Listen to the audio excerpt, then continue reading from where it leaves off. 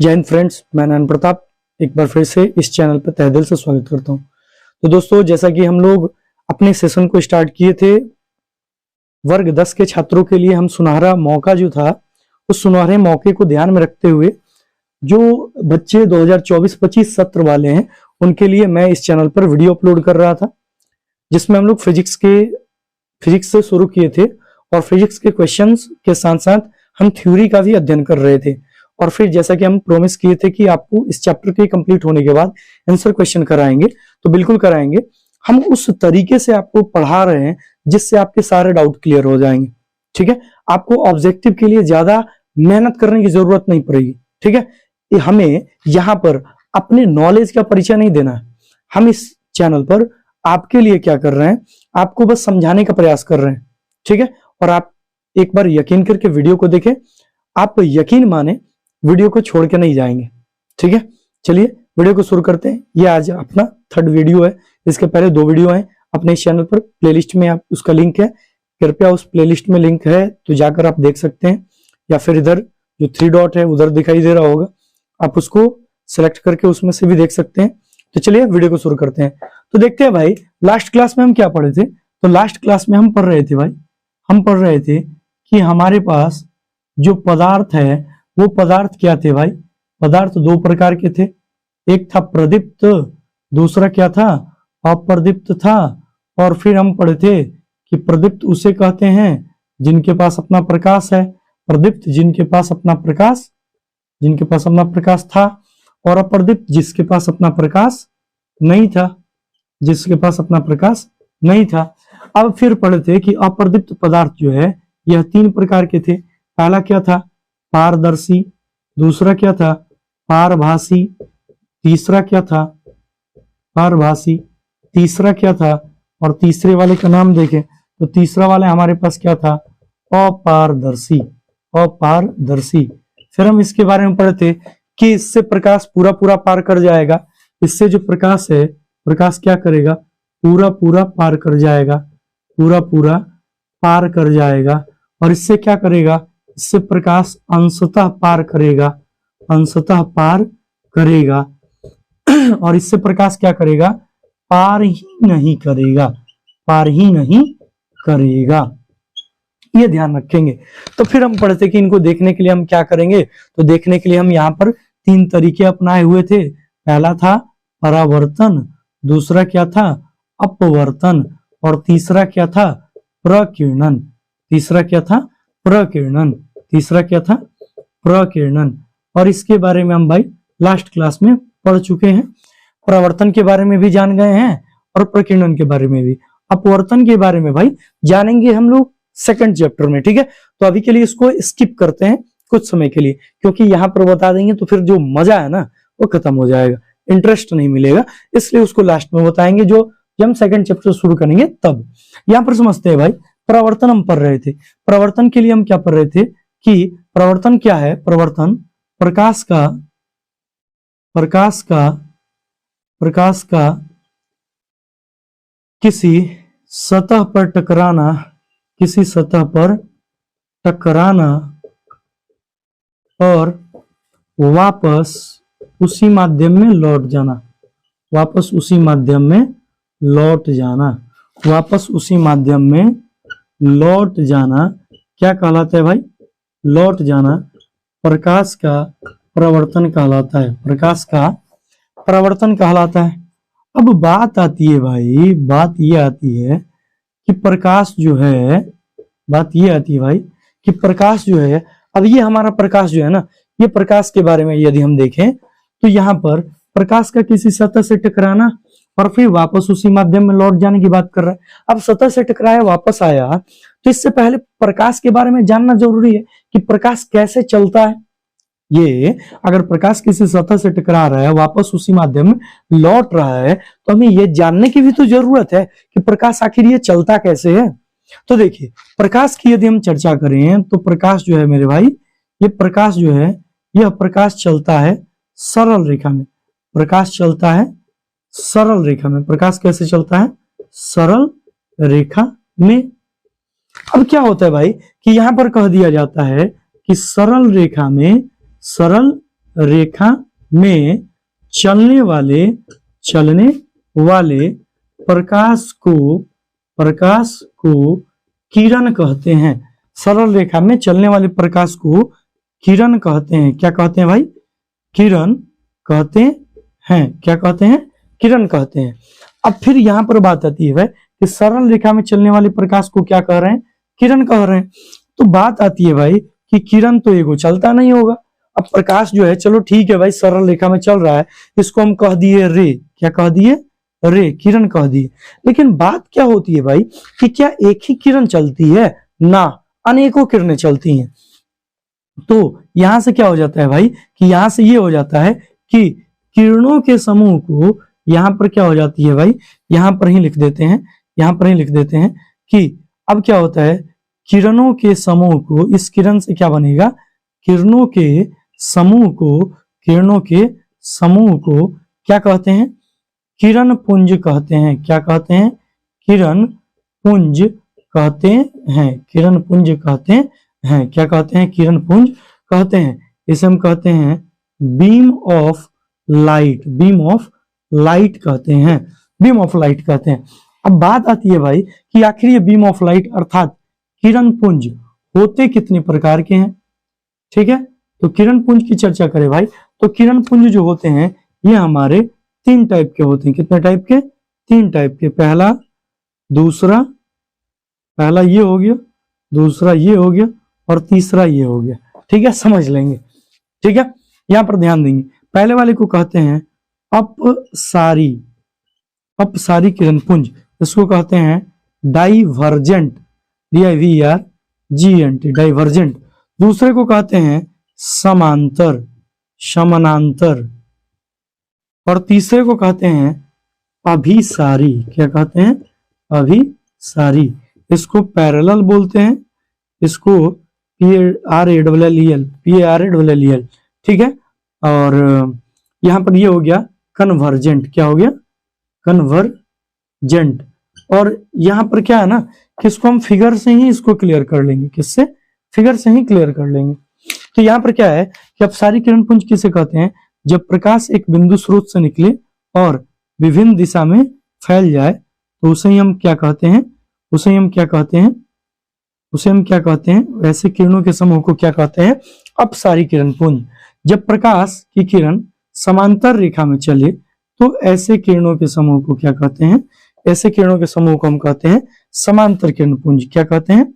समांतर किरण पुंज। ठीक है, और यहां पर आए अब अभिसारी में, तो अभिसारी में पढ़ते जब प्रकाश विभिन्न दिशा से चले और एक बिंदु पर आकर मिले। कहां मिले? एक बिंदु पर आकर मिले, तो ऐसे किरणों के समूह को क्या कहते हैं भाई? ऐसे किरणों को समूह को कहते हैं अभिसारी किरण पुंज। इसकी परिभाषा क्या है कि जब कोई किरण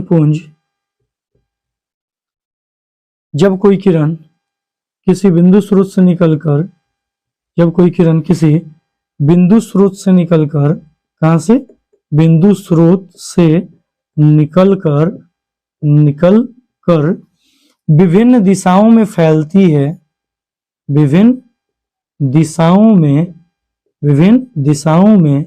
फैलती है, तो ऐसे प्रकाश को क्या बोलते हैं? अपसारी किरण पुंज कहते हैं। देखो जी, इसका परिभाषा उतना सटीक नहीं बना, तो सटीक बनाने के लिए हम क्या कह सकते हैं? हम कह सकते हैं वैसा किरण पुंज। क्या कह सकते हैं? वैसा किरण पुंज जिसमें प्रकाश एक बिंदु स्रोत से निकलकर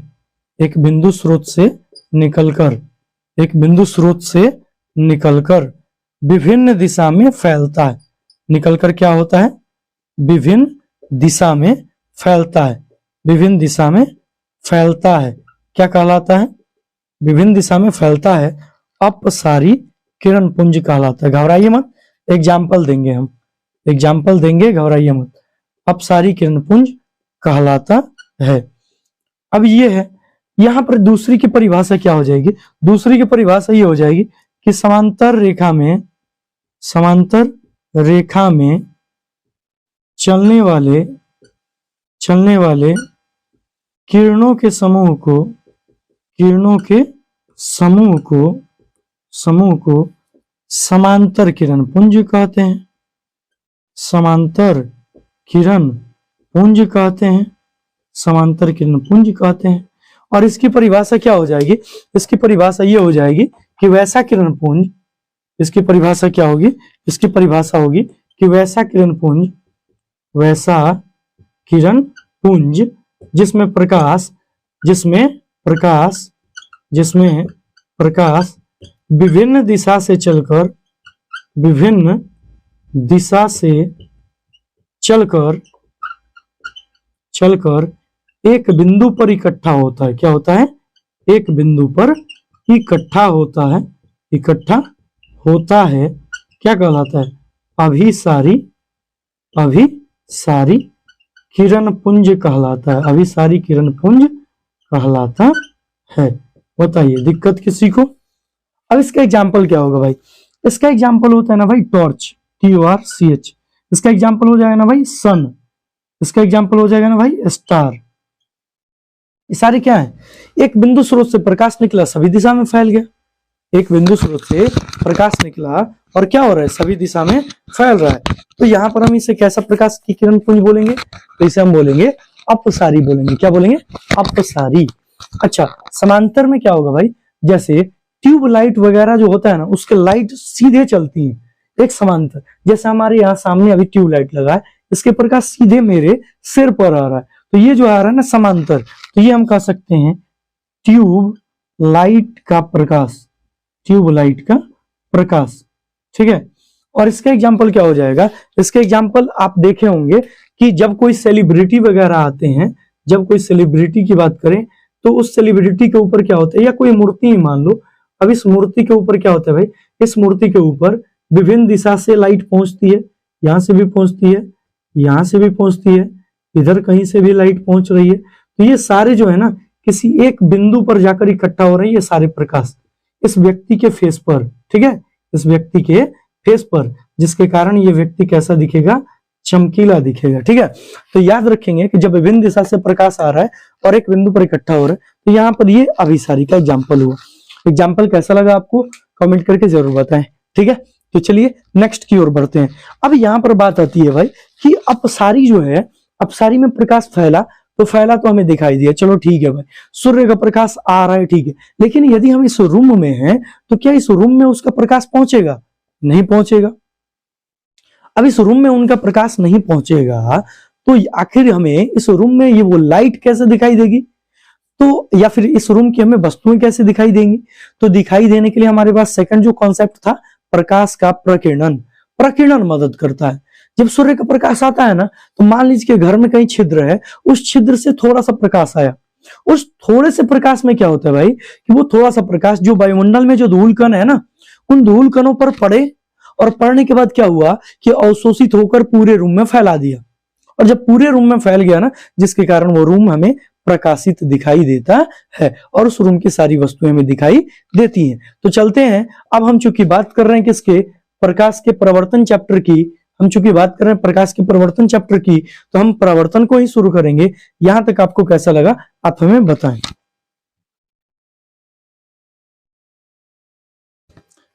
तो यहां पर हम क्या पढ़ रहे थे? तो यहां पर पढ़ रहे थे प्रकाश पढ़े, और फिर प्रकाश से पढ़े कि प्रकाश में आता है किरण, और किरण से क्या पढ़ लिए? किरण पुंज पढ़ लिए। किरण पुंज पढ़ लिए। और किरण पुंज से क्या पढ़े? किरण पुंज से पढ़े कि ये कितने प्रकार की होती हैं, ठीक है। इसमें पढ़े अपसारी, फिर क्या पढ़े? समानांतर या समांतर, और फिर क्या पढ़े? फिर पढ़े अभिसारी। ये सारे किरण पुंज के बारे में पढ़ लिए, जिसमें अपसारी में पढ़े कि एक बिंदु से प्रकाश निकला, विभिन्न दिशा में फैला।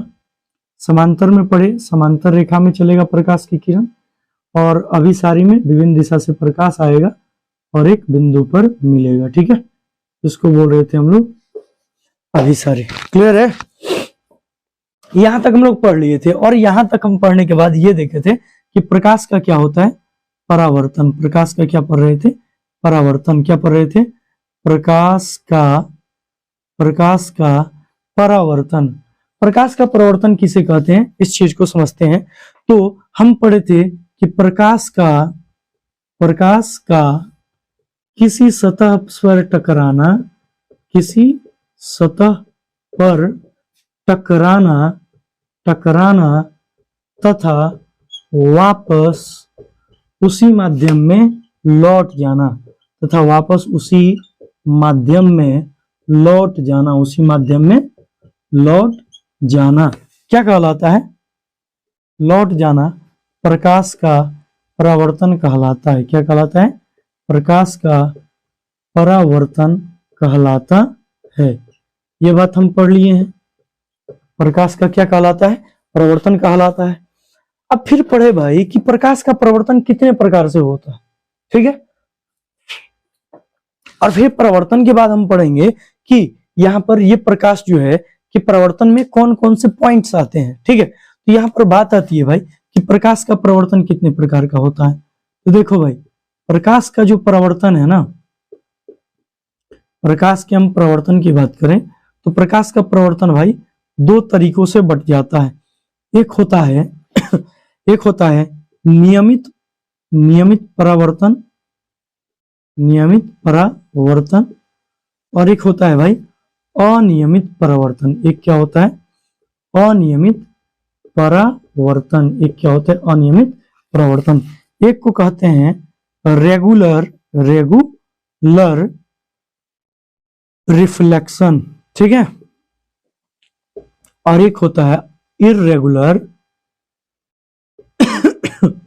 रिफ्लेक्शन, ठीक है। एक होता है रेगुलर, एक होता है इर्रेगुलर। रेगुलर किसको बोलते हैं भाई, तो रेगुलर रिफ्लेक्शन हम उसे कहते हैं कि वैसा प्रवर्तन हम कह सकते हैं उतना लिखने की जरूरत नहीं है, हम लिखेंगे समतल सतह पर होने वाले परावर्तन को, समतल सतह पर होने वाले परावर्तन को क्या कहते हैं, नियमित परावर्तन कहते हैं। क्या कहते हैं, नियमित परावर्तन कहते हैं, नियमित परावर्तन कहते हैं, ठीक है। जैसे भाई ये यहाँ पर समतल सतह है ना, अब इस पर प्रकाश की किरण कोई गई ऐसे निकलेगी, फिर कोई किरण गई ऐसे निकलेगी।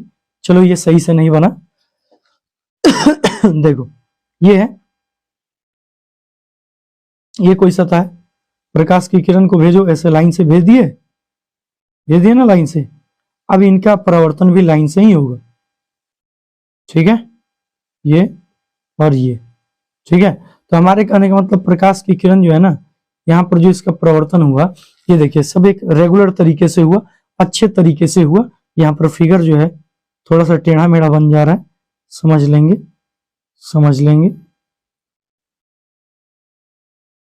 ठीक है। ये जो रेगुलर रिफ्लेक्शन हुआ, क्या हुआ, रेगुलर रिफ्लेक्शन। इसमें क्या होता है, इसका परिभाषा होता है रुखरे या खुरदरे सतह पर होने वाले परावर्तन को क्या कहते हैं, होने वाले परावर्तन को अनियमित परावर्तन कहते हैं। क्या कहते हैं, अनियमित परावर्तन कहते हैं। बताइए इसमें किसी को दिक्कत। अब यहाँ पर मान लीजिए कि आपके पास कोई सतह ऐसे तो कोई प्रकाश की किरण ऐसे गई तो ऐसे निकलेगी, ऐसे गई तो ऐसे निकलेगी, ऐसे गई तो ऐसे निकलेगी। ये क्या हो रहा है, ये प्रकाश जो है ना प्रवर्तन तो हो रहा है लेकिन रेगुलर तरीके से नहीं हो रहा है, और इस प्रकार के प्रवर्तन को क्या बोलेंगे, अनियमित प्रवर्तन। कैसा है, अनियमित प्रवर्तन, और ये कैसा है, नियमित प्रवर्तन। अब बात आती है मेरे भाई कि जो भी प्रवर्तन की क्रिया हो रही है, तो प्रवर्तन की क्रिया में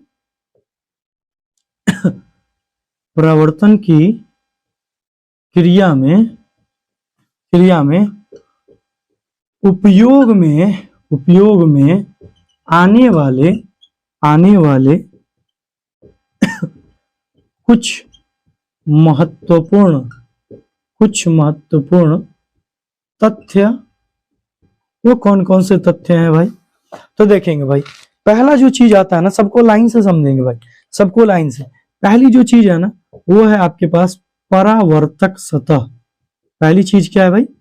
परावर्तक सतह। दूसरी जो चीज है भाई, दूसरी चीज का क्या नाम है? दूसरी चीज का नाम है भाई आपतित किरण। क्या है भाई? आपतित किरण। और इसके आगे है भाई तीसरा जो है वो होता है आपके पास आपतन बिंदु। आपतन बिंदु। और उसके बाद होता है भाई, आपतन बिंदु के बाद होता है परावर्तित किरण। क्या होता है? परावर्तित किरण। और फिर होता है, माफ कीजिए, ये 3 नंबर यहां पर कर दीजिए 4 और इसको कर लीजिए 3। ठीक है, ये पहले परावर्तित किरण फिर आपतन बिंदु। आपतन बिंदु के बाद 4 के बाद यहां पर 5 नंबर क्या होगा? अभिलंब। और 6 नंबर पर जो होगा वो होगा आपके पास आपतन कोण। क्या होगा? आपतन कोण। और 7 नंबर पर आपके पास क्या होगा? परावर्तन कोण। तो चलिए 1 बाय 1 इसके बारे में समझते हैं। पहले समझते हैं, फिर इसके बारे में हम लिखेंगे थोड़ी देर में। ठीक है, तो देखिए क्या भाई कि ये जो है हमारे पास ये एक सतह है। ठीक है, और इस सतह पर हम यहाँ पर क्या किए हैं भाई? हम यहाँ पर कलई किए हैं। क्या किए हैं? कलई किए हैं। क्या किए हैं? कलई किए हैं। क्या किए हैं? कलई। अब होता क्या है कि इस सतह पर जब भी कोई प्रकाश की किरण आएगी तो आने के बाद ये वापस लौट जाएगी। लौटेगी? लौटेगी ना? तो जो प्रकाश की किरण आ रही है, इस किरण को क्या बोलेंगे? आपतित किरण। क्या बोलेंगे? आपतित किरण। सबसे पहला क्या है? परावर्तक सतह। तो देखो भाई, ये जो ऊपर वाला सतह है ना, इसको बोलेंगे परावर्तक सतह। इसको क्या बोलेंगे? परावर्तक सतह। ये यहाँ पर किसका कोटेड है? ये यहाँ पर कलई किया गया है। क्या किया गया है? कलई। कलई मतलब रंगा गया है। क्या किया गया है? रंगाई किया गया है। किसका भाई? AgNO3 का। पूछ देता है भाई, इसको कहते हैं सिल्वर नाइट्रेट। क्या कहते हैं? Silver nitrate. क्या कहते हैं? Silver nitrate. क्लियर है? अब यहां पर आ जाए भाई कि ये प्रवर्तक सतह हो गया, ये आपतित किरण हो गई, और आपतित किरण के बाद 3 नंबर बोले परावर्तित किरण। ये किरण जो निकल रही है ना, ये किरण हो गई परावर्तित किरण। अगले पॉइंट भाई, अगला 3 के बाद 4 नंबर आपतन बिंदु। जिस बिंदु पर आकर टकरा रही है ना, इसको कहेंगे आपतन बिंदु। क्या कहेंगे? आपतन बिंदु। और फिर यहां पर देखना, आपतन बिंदु के बाद 4 के बाद 5 नंबर अभिलंब। अब इस पर यदि आप लंब डाल देते हैं ना, इस पर लंब, तो लंब डालने के बाद ये आपके पास क्या बन गया? अभिलंब। फिर आपके पास आपतन कोण। तो ये देखिए, अभिलंब और आपतित किरण के बीच का ये जो कोण है, इस बीच के कोण को क्या बोलेंगे? आपतन कोण। क्या बोलेंगे? आपतन कोण। और इसके बीच के कोण को वो क्या बोलेंगे? परावर्तन कोण। परावर्तन कोण। ठीक है। तो इसमें ये जो सारे पॉइंट्स है, इसको हम अभी लिखेंगे इधर 2 मिनट के अंदर। आप इसको देख लें और आप इसको स्क्रीनशॉट ले लें, समझ लें। तो देखिए हमारे पास क्या है? पहला क्या है? पहला हमारे पास आपतित किरण। पहला क्या है? आपतित किरण। तो आपतित किरण की परिभाषा क्या होती है? Incident. Incident ray. Incident ray बोलते हैं इसको। क्या होती है परिभाषा? कहा जाता है कि वह किरण पुंज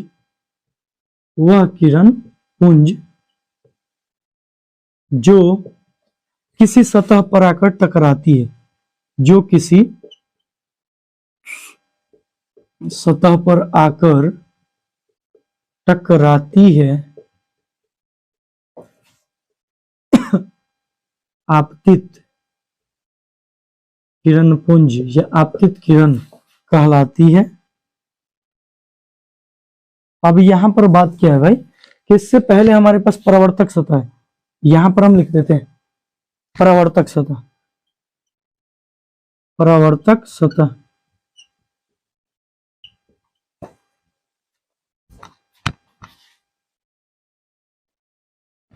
यहां पर इसकी परिभाषा क्या हो जाएगी? जिस सतह पर परावर्तन की घटना होती है, परावर्तन की घटना होती है उसे परावर्तक सतह कहते हैं। इंग्लिश में इसे REFLECTED रिफ्लेक्टेड सरफेस कहते हैं। भाई यहां पर क्या है कि 2 नंबर ये हो जाएगा हमारे पास क्या, आपतित किरण।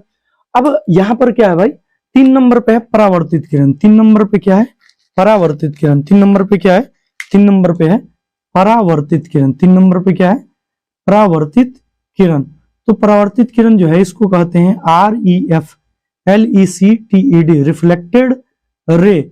रिफ्लेक्टेड रे की परिभाषा होती है कि आपतित किरण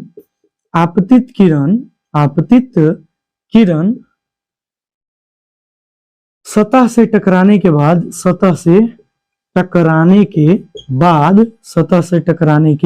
बाद वापस उसी माध्यम में लौट जाती है, वापस उसी माध्यम में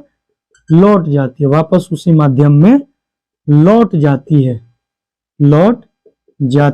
है, जिसे क्या कहते हैं, जिसे परावर्तित किरण कहते हैं, जिसे क्या कहते हैं, परावर्तित किरण कहते हैं। यहां तक में दिक्कत नहीं होना चाहिए, यहां तक में दिक्कत नहीं होना चाहिए। आगे बढ़ जाए भाई, तो आगे हमारे पास क्या है, 3 के बाद 4 नंबर जो है वो 4 नंबर है आपके पास आपतन बिंदु। क्या है, आपतन बिंदु।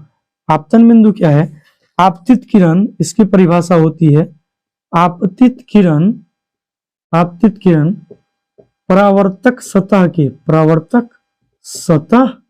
के जिस बिंदु पर टकराती है उसे क्या कहते हैं, उसे आपतन बिंदु कहते हैं। क्या कहते हैं, आपतन बिंदु कहते हैं। देख लो भाई, आपतित किरण सतह के जिस बिंदु पर टकरा रही है उसे आपतन बिंदु कहेंगे। अच्छा, अगला क्या है भाई, आपतन बिंदु के बाद अभिलंब है, तो लिख देंगे आपतन बिंदु पर डाले गए लंब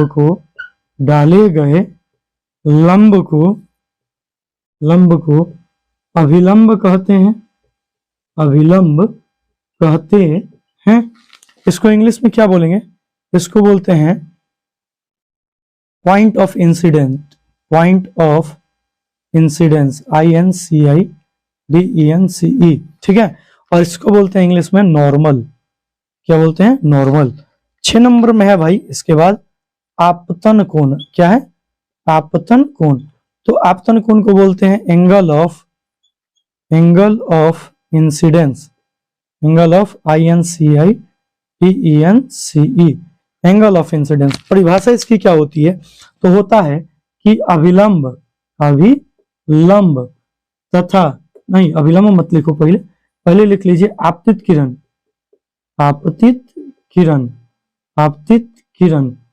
तथा अभिलंब, आपतित किरण तथा अभिलंब के बीच के कोण को आपतन कोण कहते हैं। आपतन कोण कहते हैं।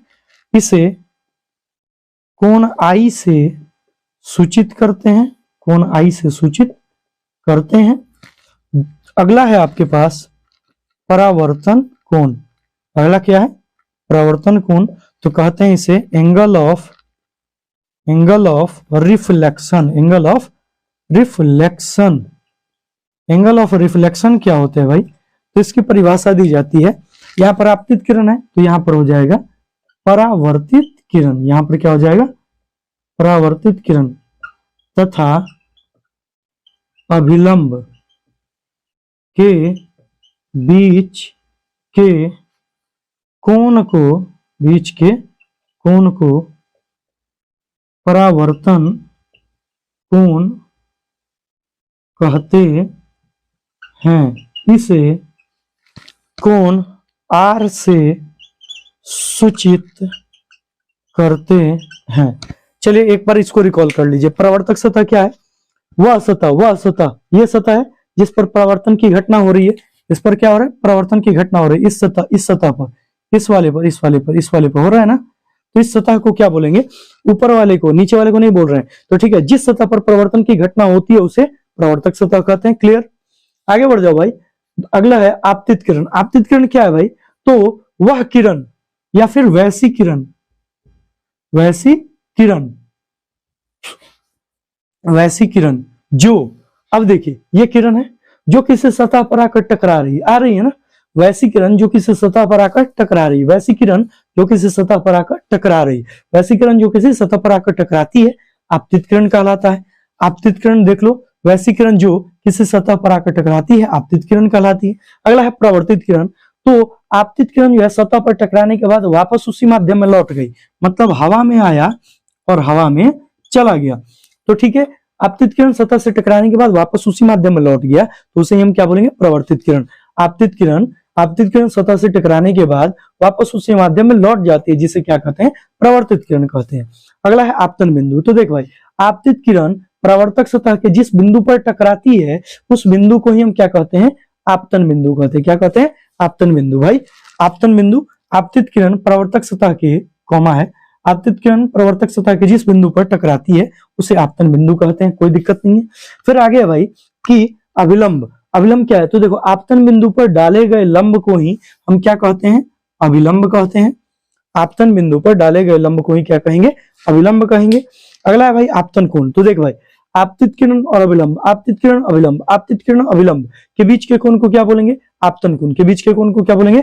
आपतन कोण। और इसे कहेंगे कोण आई। क्या कहेंगे? कोण आई। अगला भाई, अगला है प्रवर्तन कोण। अगला क्या है? आपतन कोण के बाद प्रवर्तन कोण।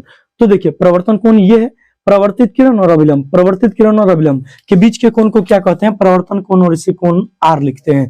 ठीक है, वीडियो कैसा लगा आप हमें कमेंट करके बताएं।